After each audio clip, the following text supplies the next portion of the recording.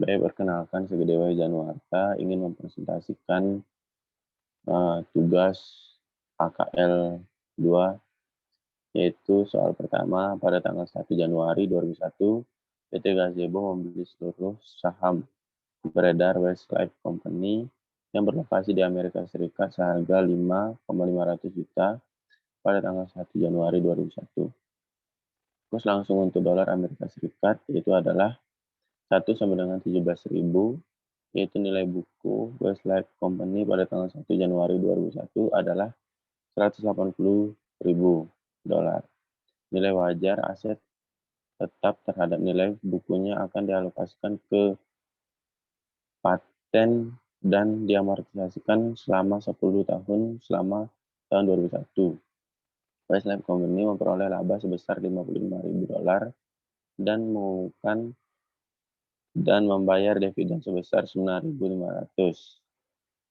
Dividen diumumkan dan dibayarkan dolar Amerika Serikat pada saat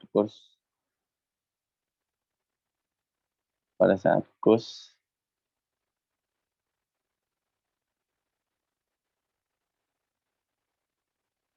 1 sama dengan 19.650 pada tanggal 31 Desember 2001, PT Gazebo menahan mata uang Amerika Serikat yang diterima dari dividen pada tanggal 31 Desember 2001. Kurs langsung adalah 91 sama Kurs langsung adalah 1 sama dengan 19.700. Kurs rata-rata selama tahun 2001 adalah 1 sama dengan 9.700. Manajemen telah memutuskan bahwa dolar Amerika Serikat adalah mata uang fungsional dari Westlife Company.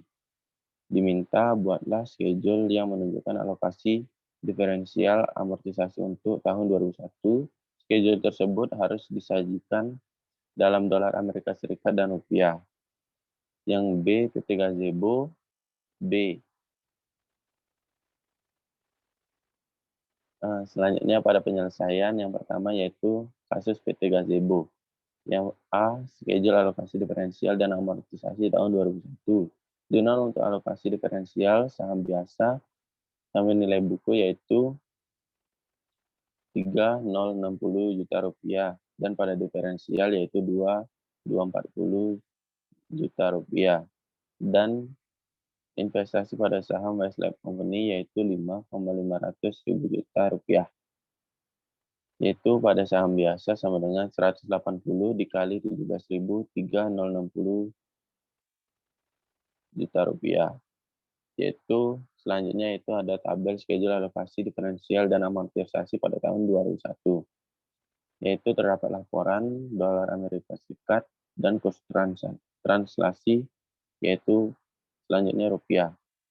Yang pertama yaitu ada laporan laba rugi, yaitu ada diferensial awal tahun yaitu senilai 143.529.4118 dolar, yaitu pada kurs translasi yaitu 17.000 dan pada rupiah 2,440 juta rupiah. Dan amortisasi periode perjalanan yaitu senilai 14,352.94118 dolar dan pada kurs translasi yaitu 9.750 dan pada rupiah 139.941.176 juta rupiah.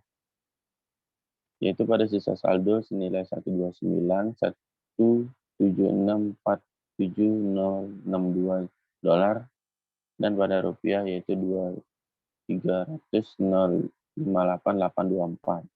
Selanjutnya itu ada neraca yang ada sisa saldo 31/12/2001 yaitu sebesar 129.174,47062, yaitu kurs transaksinya yaitu 19.700 pada rupiah 2.544.776.474.214 juta rupiah. Selanjutnya yaitu selisih dimasukkan dalam pendapatan komprehensif lainnya selisih transaksi debit, yaitu pada rupiah senilai 244.717.647,214 juta rupiah. Yang kedua, yang B, yaitu air jurnal PT Gazebo tahun 2001 untuk investasi di Westlife Company, Yang pertama, pembelian investasi pada Westlife Company. Selanjutnya,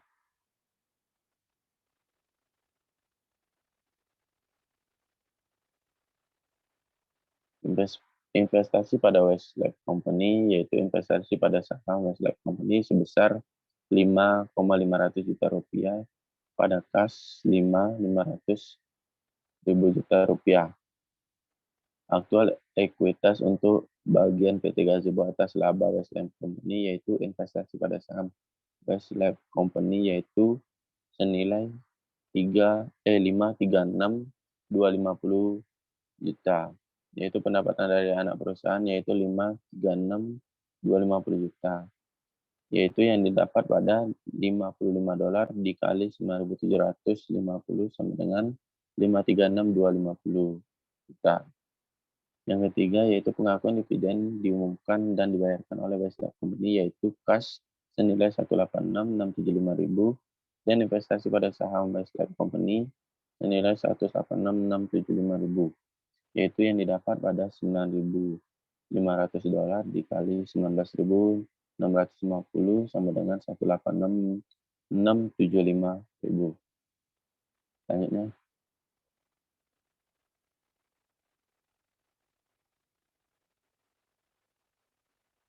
yang keempat yaitu amortisasi diferensial, yaitu pada pendapatan dari anak perusahaan yaitu senilai 139.941.176.505.000 dan investasi pada saham Westlife Company yaitu 139.941.176.505 yang didapat pada 14,35294118 dolar dikali 9.750 yaitu didapat 139.941.176.505. Yang kelima yaitu pengakuan selisih translasi dan diferensial. Dari diferensial investasi pada saham Westlife Company yaitu senilai 244.717.647.214 dan pada pendapatan komprehensif lainnya selisih transaksi yaitu senilai 244.717.647 dan 214. Kemudian yang C yaitu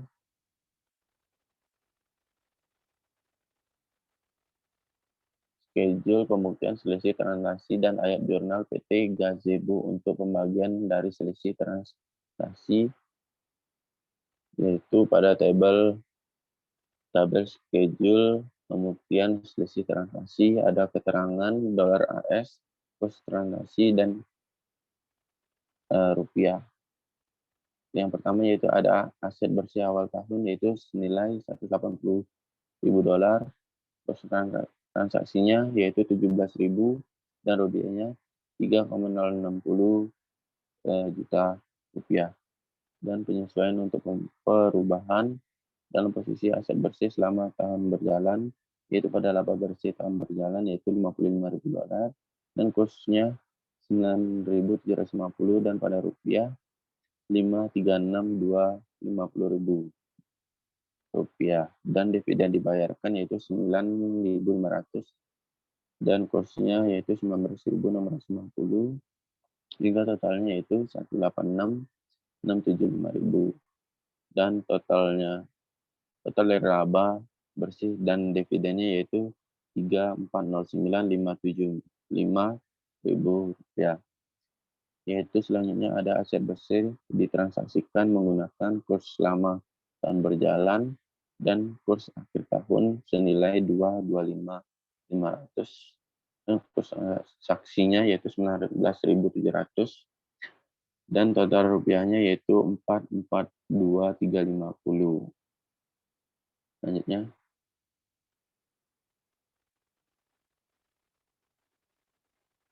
terdapat perubahan dalam pendapatan dan komprehensif lainnya selisih transaksi selama tahun berjalan penurunan bersih senilai 1,032775.000 dan akumulasi pendapatan komprehensif lainnya selisihnya transaksi satu persatu senilai 0 dan akumulasi pendapatan komprehensif lainnya selisih transaksi 31/12 yaitu senilai Rp1032.755.000.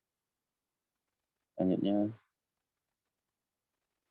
yaitu ada ayat jurnal untuk mencatat bagian induk perusahaan atas perubahan dalam selisih transaksi dari transaksi akun perusahaan.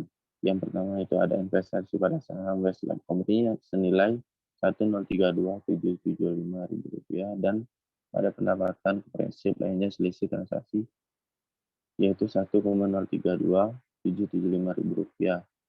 Selanjutnya itu ada ayat jurnal penutup pendapatan komprehensif lainnya dalam selisih transaksi dari investasi pada anak perusahaan yaitu pendapatan komprehensif lainnya selisih transaksi 788057352786 dan pada akun pendapatan komprehensif lainnya selisih transaksi yaitu 788057352766 yang dimana didapat dari 1032755 dikurang 244 717 647 yaitu totalnya 788.057.352.786.000. Dan yang D yaitu ada ayat jurnal P3 untuk mengukur kembali akun unit mata uang asing. Yang pertama yaitu ada ayat jurnal untuk menilai kembali akun unit mata uang asing dari jumlah awal dibuat saat menerima rupiah yaitu $9.500 dan unit mata uang asing senilai $10.98088 dan pada penjualan yaitu $10.98088. Ayat jurnal untuk menyesuaikan unit mata uang asing rupiah ke kurs sekarang yaitu 9.700. Kerugian transaksi mata uang asing senilai $1,505. Unit mata uang asing $1,505. Dan yang didapat dari 9.500 dikali 19.650 sama dengan Rp186.675.000 dan dibagi 19.700 sama dengan 9,47588.000.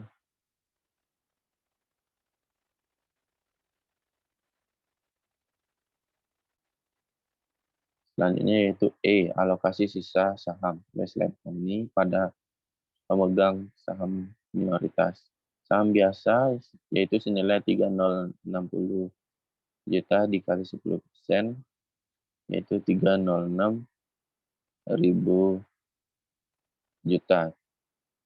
Saldo laba awal ditambah laba bersih yaitu 536.250.000 dikali 10% yaitu 53.625 juta dikurangi dividen yaitu 186.675 juta dikali 10% yaitu 18.667.500 yaitu pada total saldo laba yaitu 340.957.500.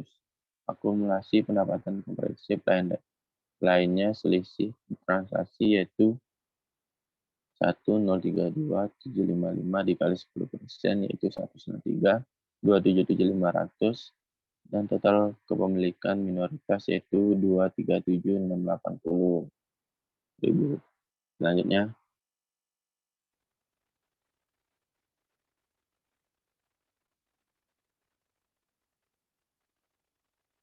yang kedua pada tanggal 1 Agustus 2001 PT ABC membuat kontrak dengan German Industry untuk membeli barang yang dipesan khusus.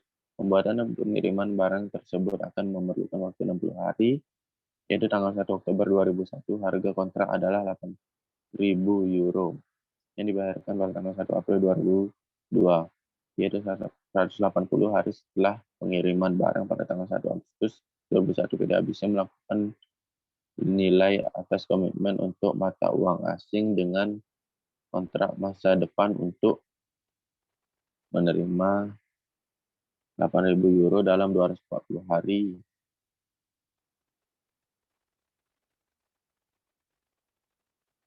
Nilai setara rupiah dari euro yaitu pada tanggal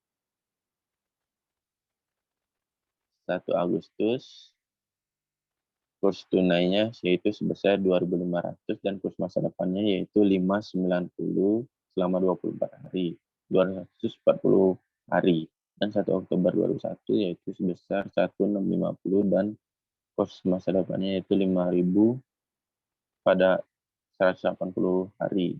Yang 30 Desember 2001 yaitu 3.950 dan kos masa depannya yaitu 7.990 hari dan 1 April 2002 yaitu 4.865.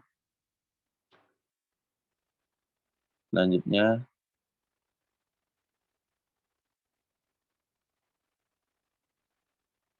yang pertama yaitu pada bulan Agustus 2001 yaitu mengakui kontrak masa depan yaitu pada piutang mata uang asing senilai 47.600 juta rupiah dan pada utang rupiah ke broker yaitu 47.600 ribu rupiah. Yang dimana didapat dari 8 juta euro dikali 5.950 rupiah sama dengan 47,6 M euro. Dan 1 Oktober 2001 menilai kembali piutang valuta asing dan lindung nilai komitmen menggunakan kurs masa depan, yaitu kerugian transaksi masa uang asing komitmen sebesar 7.600 juta rupiah dan komitmen sebesar 7.600 juta rupiah. Keuntungan transaksi mata uang asing yaitu 7.600 dan piutang mata uang asing 7.600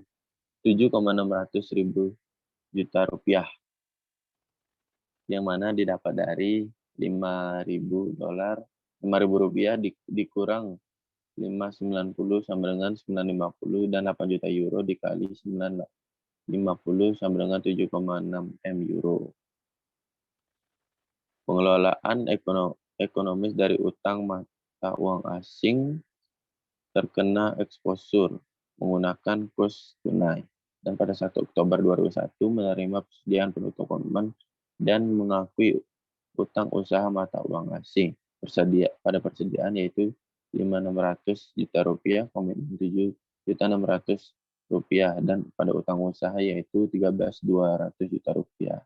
Yang dimana utang usaha 8 juta euro dikali 1.650 sama dengan 13,2 M euro. Selanjutnya, pada tanggal 31 Desember menilai kembali kontrak masa depan menggunakan kurs masa depan dan utang. Selanjutnya,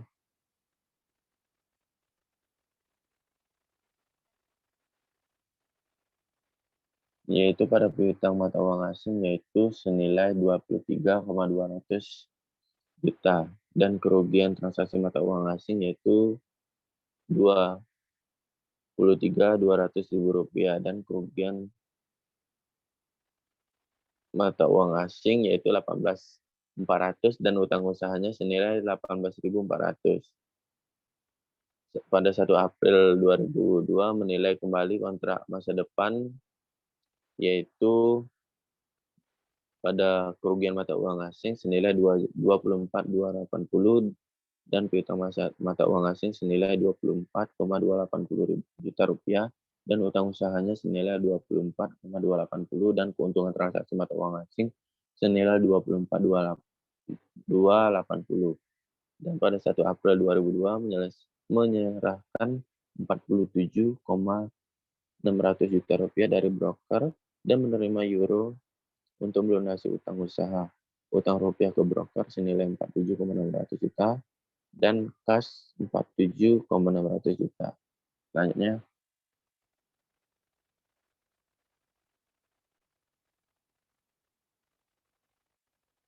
yaitu pada ayat jurnal lindung nilai arus kas dari transaksi yang diperkirakan melakukan penilaian, yaitu kontrak masa depan, yaitu pada 1 Agustus 2001 mengakui kontrak masa depan pada kurs masa depan, yaitu piutang usaha mata uang asing senilai 47,600 juta dan utang rupiah ke broker 47.600 ribu rupiah yang didapat pada 8 juta euro dikali 5.960 sama dengan 47,6 euro.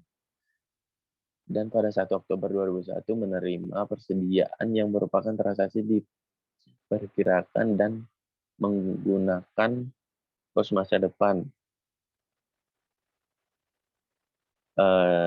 yaitu pendapatan komprehensif lainnya yaitu senilai 7.600 juta dan piutang mata uang asing yaitu senilai 7,600 juta dan pada persediaan 13,200 juta dan utang usaha 13,200 juta.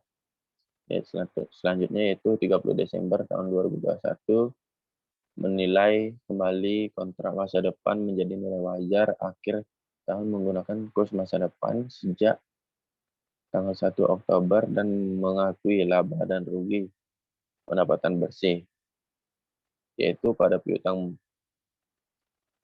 mata uang asing senilai 23,200 juta dan keuntungan transaksi mata uang asing senilai 23.200 juta dan kerugian transaksi mata uang asing senilai 18.400 dan pada utang usaha itu 18.400 yang dimana didapat dari 7.900 dan 500 sama dengan 2.900.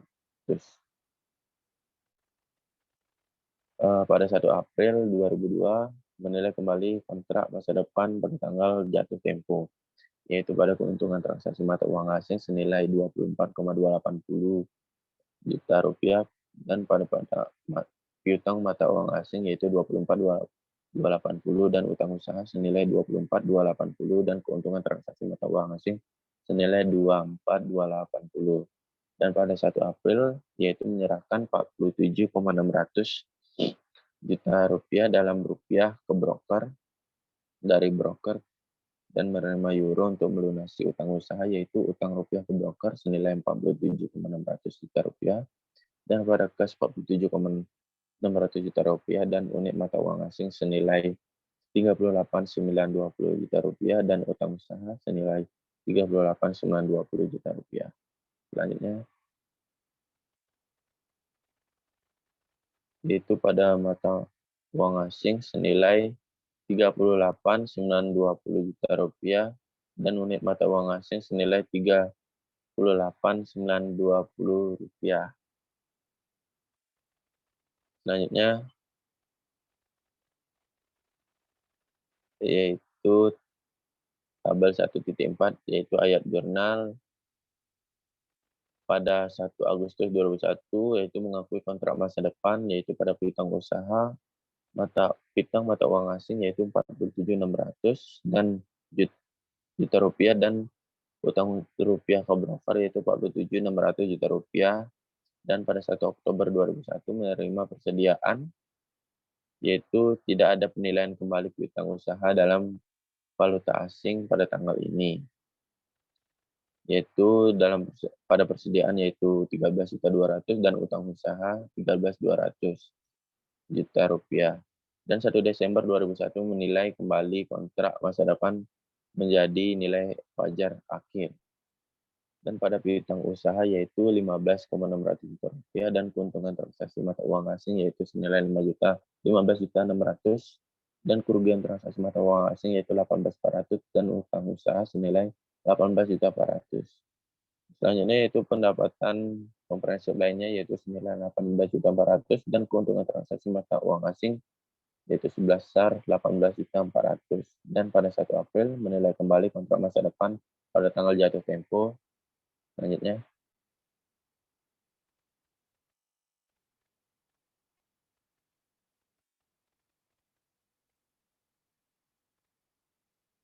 kerugian transaksi pada mata uang asing senilai 24,280 dan piutang mata uang asing senilai 24,280 juta dan utang usaha 24,280 juta rupiah dan keuntungan transaksi mata uang asing senilai 24.280 juta. Dan pada tanggal 1 April yaitu menyerahkan 47,600 juta rupiah dari broker dan menerima euro menggunakan euro untuk melunasi utang rupiah ke broker 47,600 juta rupiah dan pada kas 47.600 juta rupiah. Unit mata uang asing senilai 38.920 dan piutang usaha mata uang asing yaitu 38.920 juta. Dan pada utang usaha yaitu 38.920 dan mata uang asing senilai 38.920. Selanjutnya yang ketiga yaitu diminta untuk mata uang pelaporan estimasi luar negeri yang digunakan untuk pembukuan dan pencatatannya, yaitu yang digunakan yaitu mata uang lokal dalam perdagangan internasional. Hal ini berarti mata uang negara setempat dengan siapa dealer tersebut melakukan transaksi, yaitu pada kasus tersebut mata uang yang digunakan dalam pencatatan entitas luar negeri yaitu France dan Swiss. Mata uang fungsional yang kedua yaitu mata uang fungsional asing. Pada kasus ini yang dimaksud mata uang fungsional yaitu mata uang yang pada lingkungan lingkungan ekonomi utama yang dimana mayoritas transaksi tunai dilakukan dalam euro Eropa. Yang C yaitu proses yang digunakan untuk menyatakan kembali pelaporan keuangan entitas luar negeri menjadi mata uang. Pelaporan induk perusahaan yang beralokasi di Indonesia menggunakan dua metode, yaitu metode pertama yang digunakan yaitu metode pengukuran kembali dilakukan dari mata uang lokal France Swiss ke mata uang fungsional Eropa Euro Eropa.